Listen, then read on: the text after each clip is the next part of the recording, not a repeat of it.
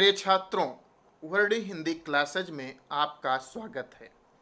प्रिय छात्रों, हरिशंकर परसाई जी द्वारा रचित व्यंग्य निबंध निंदा रस का अध्ययन हमने किया। आपने इस निबंध के संपूर्ण वीडियो को देखा, पढ़ा। जिन छात्रों ने अभी न देखा हो उसे एक बार फिर से पढ़ लें। इससे आपको गद्यांश पहचानने और लेखक को पहचानने में परेशानी नहीं होगी।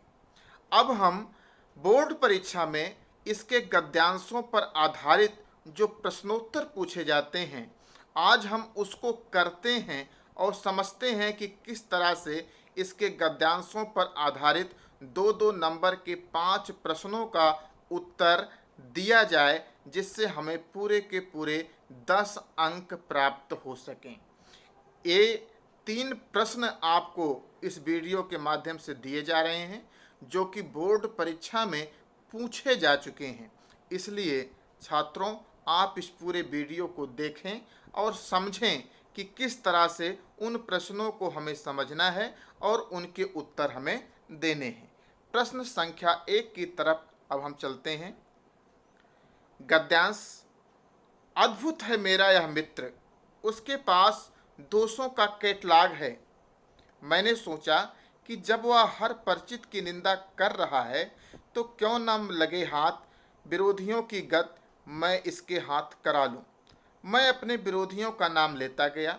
वह उन्हें निंदा की तलवार से काटता चला, जैसे लकड़ी चीरने की आरा मशीन के नीचे मजदूर लकड़ी का लट्ठा खिसकाता जाता है और वह चीरता जाता है। वैसे ही मैंने विरोधियों के नाम एक एक कर खिसकाए और वह उन्हें काटता गया। कैसा आनंद था दुश्मनों को रण क्षेत्र में एक के बाद एक कट कर गिरते हुए देखकर। योद्धा को ऐसा ही सुख होता होगा। विद्यार्थियों, जब भी आपको बोर्ड परीक्षा में गद्यांश पर आधारित प्रश्न पूछे जाएं, तो आप उस गद्यांश को ध्यान से कम 2 बार पढ़ें और उसके प्रश्नों को भी कम से कम 2 बार पढ़ें। तो इस गद्यांश पर आधारित जो प्रश्न पूछे गए हैं, उपर्युक्त गद्यांश के पाठ और लेखक का नाम लिखिए। पहला प्रश्न है, उपर्युक्त गद्यांश के पाठ और लेखक का नाम लिखिए। इसमें आप संदर्भ भी लिख सकते हो और उसके पाठ और लेखक का नाम भी अलग अलग लिख सकते हो। रेखांकित अंश की व्याख्या कीजिए। लेखक ने इसका किसका उदाहरण आरा मशीन से दिया है। लेखक ने अपने विरोधियों की गत किसके हाथों कराने का विचार किया। योद्धा को क्या देखकर निंदक के जैसा ही सुख प्राप्त होता होगा। ये 5 प्रश्न हैं। अब आपको इन 5 प्रश्नों के उत्तर किस प्रकार से देने हैं, इसकी तरफ देखिए। पहला प्रश्न, उपर्युक्त गद्यांश पाठ और लेखक का नाम लिखिए। इस गद्यांश के पाठ और लेखक का नाम आपको लिखना है। तो आप संदर्भ भी लिख सकते हो कि प्रस्तुत गद्यावतरण हमारी पाठ्य पुस्तक गद्य गरिमा में संकलित तथा हिंदी के प्रसिद्ध व्यंग्यकार श्री हरिशंकर परसाई द्वारा लिखित निंदा रस शीर्षक व्यंग्यात्मक निबंध से अवतरित है। अगर आप ऐसा लिखते हैं तो एग्जामिनर के ऊपर प्रभाव पड़ेगा और आगे आने वाले प्रश्नों में वो आपके अंक काटेगा नहीं, अच्छा अंक देगा। लेकिन आप ऐसा भी लिख सकते हो, पाठ का नाम निंदा रस, लेखक का नाम हरिशंकर परसाई। किंतु छात्रों, मैं आपको ये सलाह दूंगा कि आप संदर्भ ही पूरा लिखें। इससे एग्जामिनर के ऊपर, परीक्षक के ऊपर आपका प्रभाव पड़ेगा कि ये अच्छा लड़का है और इसे अच्छा अंक देना चाहिए। दूसरा प्रश्न है, रेखांकित अंश की व्याख्या कीजिए। रेखांकित अंश क्या था, इसको आप फिर से पढ़ लीजिए। अद्भुत है मेरा यह मित्र, उसके पास दोषों का कैटलॉग है। मैंने सोचा कि जब वह हर परिचित की निंदा कर रहा है तो क्यों ना मैं लगे हाथ विरोधियों की गत इसके हाथ करा लूं। अब इस रेखांकित अंश की आपको व्याख्या करनी है। रेखांकित अंश की व्याख्या आप हेडिंग्स डालेंगे और फिर इसकी व्याख्या आप करेंगे कि लेखक श्री हरिशंकर परसाई जी का कहना है कि उनका निंदक मित्र बहुत ही अद्भुत और विचित्र है, जिसके पास दोषों और बुराइयों का अच्छा खासा पूरा सूची पत्र है। उनके सम्मुख जिस किसी की भी चर्चा छिड़ जाती है, वह उसी की निंदा में चार छह वाक्य बोल दिया करता था। लेखक के मन में विचार आया कि क्यों ना वह भी अपने कुछ एक परिचितों को, जो कि उसके विरोधी हैं, की निंदा उसके माध्यम से करवा लें। अगले प्रश्न की तरफ। अगला प्रश्न है, तीसरा प्रश्न, कि लेखक ने किसका उदाहरण आराम मशीन से दिया है। तो लेखक ने किसका उदाहरण दिया है?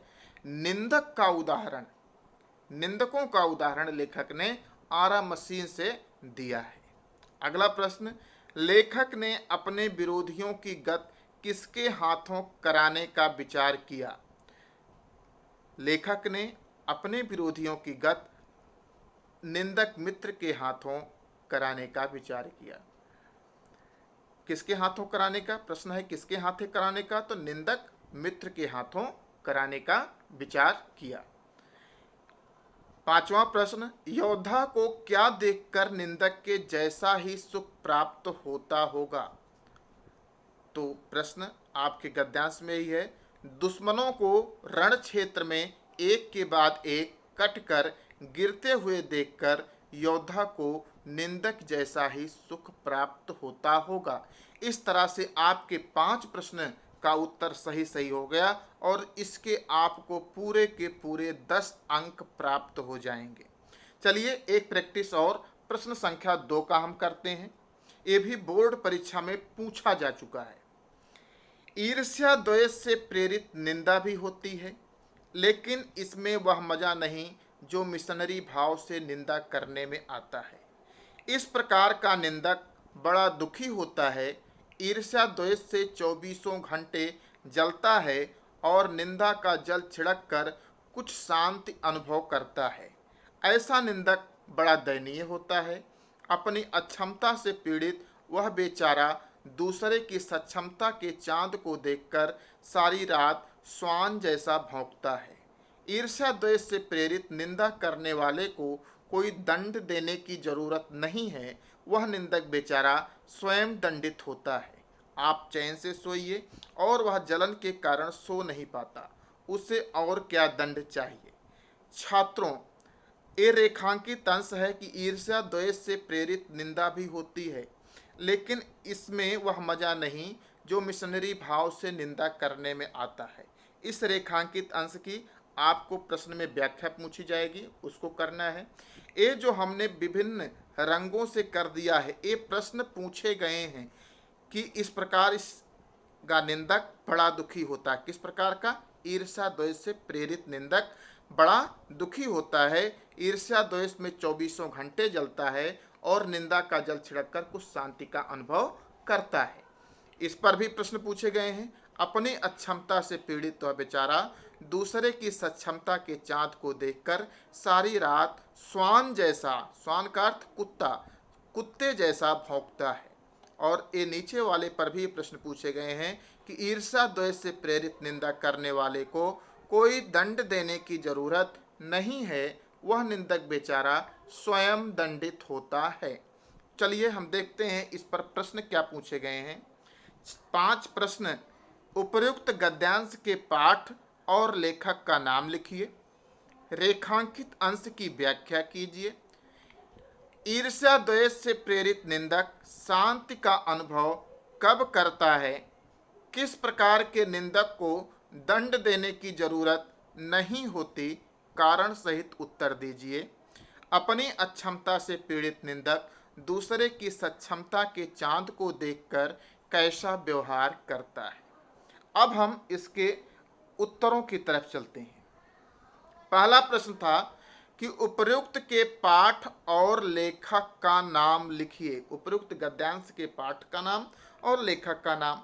तो हमने जो सही तरीका आपको बताया है कि आप इसका संदर्भ लिखोगे कि प्रस्तुत गद्यावतरण हमारी पाठ्य पुस्तक गद्य गरिमा में संकलित तथा हिंदी के प्रसिद्ध व्यंग्यकार श्री हरिशंकर परसाई द्वारा लिखित निंदा रस शीर्षक व्यंग्यात्मक निबंध से अवतरित है।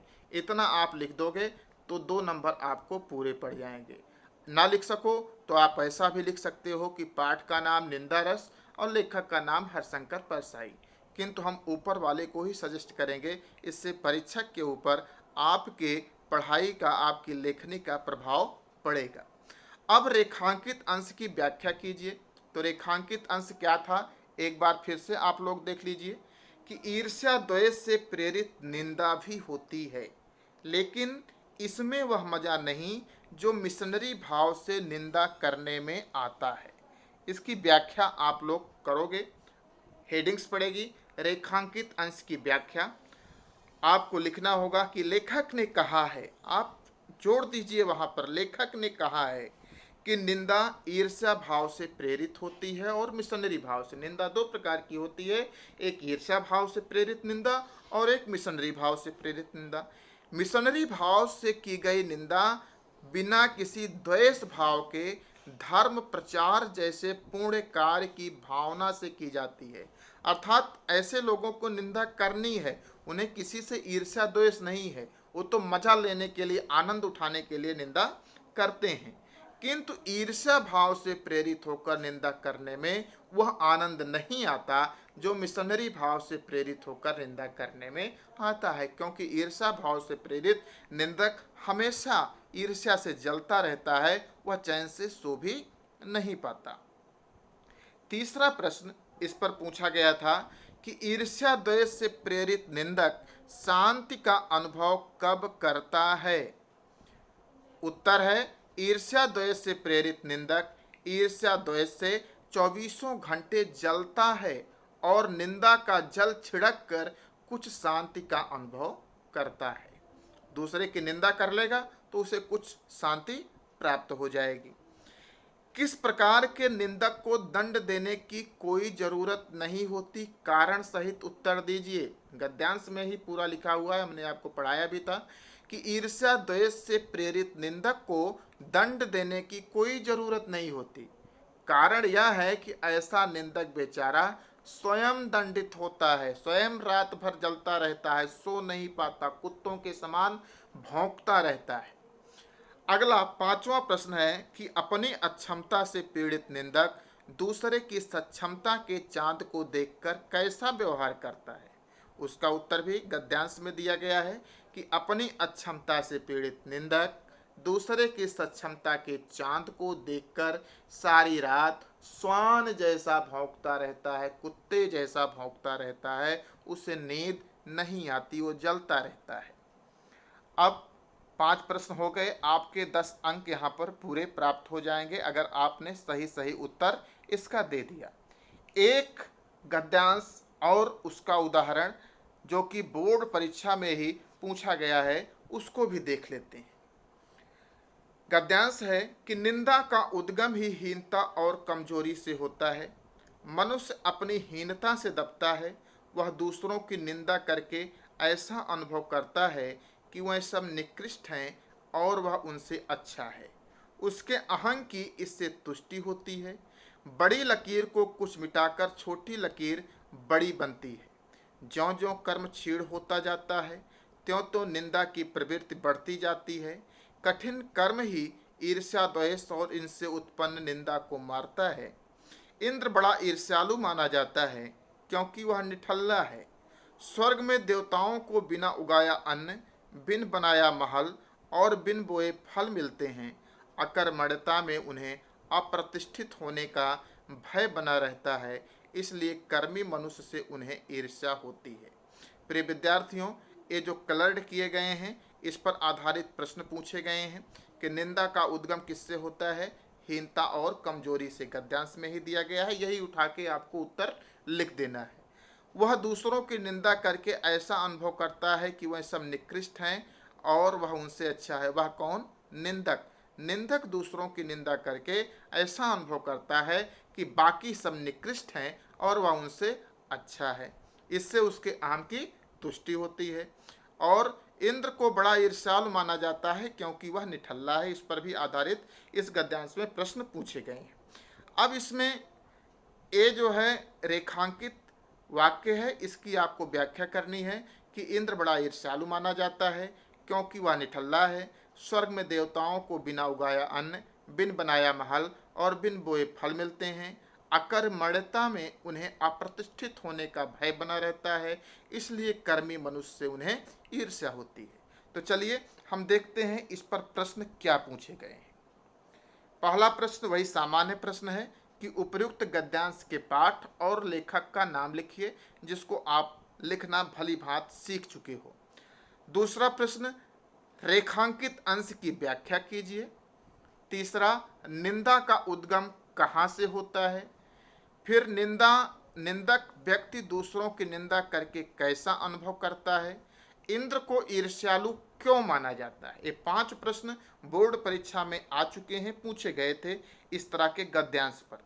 अब इसका उत्तर आपको कैसे लिखना है, तो इसमें प्रथम प्रश्न गद्यांश के पाठ और लेखक का नाम हम छोड़ दे रहे हैं क्योंकि आप इसको लिखना भली भांति सीख चुके हो। दूसरा प्रश्न है कि रेखांकित अंश की व्याख्या कीजिए। रेखांकित अंश आप भली भांति पढ़ चुके हो, एक बार फिर से देख लीजिए कि इंद्र बड़ा ईर्ष्यालु माना जाता है क्योंकि वह निठल्ला है। स्वर्ग में देवताओं को बिना उगाया अन्न, बिन बनाया महल और बिन बोए फल मिलते हैं। अकर्मण्यता में उन्हें अप्रतिष्ठित होने का भय बना रहता है, इसलिए कर्मी मनुष्यों से उन्हें ईर्ष्या होती है। आपको इसकी व्याख्या करनी है। आप हेडिंग्स डालेंगे, रेखांकित अंश की व्याख्या, और फिर लिखना शुरू कर देंगे कि लेखक कहता है कि इंद्र को बड़ा ईर्ष्यालु माना जाता है क्योंकि वह बड़ा निठल्ला है, उसे कुछ नहीं करना पड़ता, उसे खाने के लिए अन्न नहीं उगाना पड़ता, फल पाने के लिए पेड़ नहीं बोने पड़ते, रहने के लिए बना बनाया महल मिल जाता है। स्वर्ग में ये सभी चीज़ें स्वतः प्राप्त हो जाती हैं, इन्हें प्राप्त करने के लिए कुछ भी श्रम नहीं करना पड़ता। खाली रहने के कारण उसे अपनी अप्रतिष्ठा का डर बना रहता है, इसलिए वह किसी तपस्वी को तपस्या करते देखकर, किसी कर्मठ व्यक्ति को श्रेष्ठ कर्म करते हुए देखकर भी भयभीत हो जाता है कि कहीं वह अपनी कर्मठता से मेरे पद को न छीन ले, अतः वह उससे ईर्ष्या करने लगता है। इसके बाद तीसरा प्रश्न, निंदा का उद्गम कहाँ होता है। तो निंदा का उद्गम ऊपर वाली लाइन ही गद्यांश की थी कि निंदा का उद्गम हीनता और कमजोरी से होता है। चौथा प्रश्न था कि निंदक व्यक्ति दूसरों की निंदा करके कैसा अनुभव करता है। इसका उत्तर भी उसी गद्यांश में आप पढ़ेंगे। निंदा व्यक्ति दूसरों की निंदा करके ऐसा अनुभव करता है कि बाकी सब निकृष्ट हैं और वह ही उनसे सबसे अच्छा है। पांचवा प्रश्न कि इंद्र को ईर्ष्यालु क्यों माना जाता है। इसका भी उत्तर गद्यांश में ही था, आप लोग पढ़ चुके कि निठल्ला होने के कारण इंद्र को ईर्ष्यालु माना जाता है। तो प्रिय छात्रों, इस प्रकार से 5 प्रश्न गद्यांशों पर आपसे पूछे जाएंगे, जिनको आप पढ़ के आसानी से उनके उत्तर दे सकते हो और आसानी से 10 अंक प्राप्त कर सकते हो। बस ज़रूरत इस बात की है कि आपको अपने निबंधों को पूरा का पूरा पढ़ना होगा।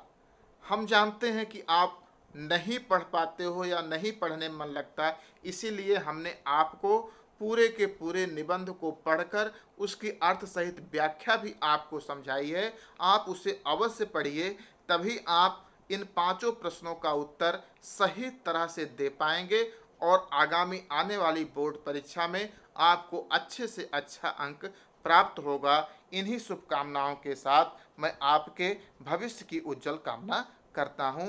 धन्यवाद।